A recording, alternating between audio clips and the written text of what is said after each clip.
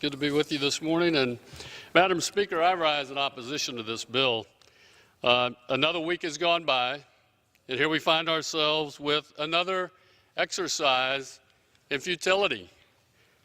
As I said last week, these CRs are a waste of everyone's time and a waste of countless hours of hard work by members of staff on both sides of the aisle.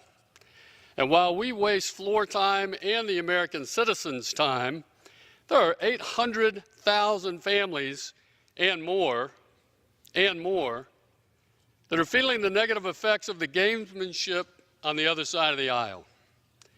And these effects are not limited to government employees, contractors, small businesses, and the economy at large have been suffering for weeks.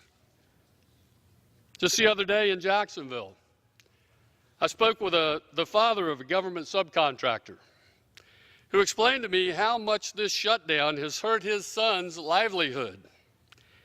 Now, this idea that once the government is opened back up and government employees are going to receive their back pay, as I'm sure most eventually will, there are many across this country who will not. His son is one of them.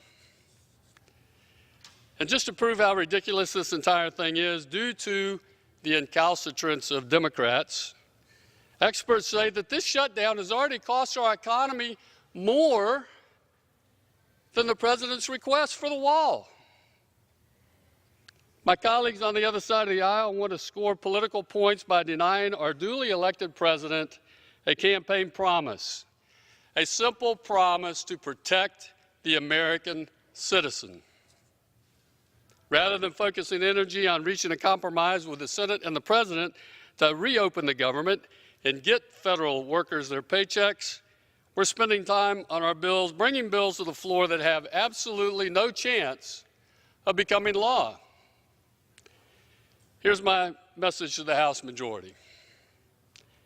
Stop using working-class Americans as leverage and come to the table to find a compromise on behalf of the American people. I've said it before and I'll say it again.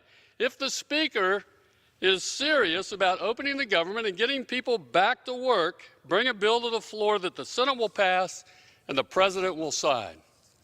Madam Speaker, I yield.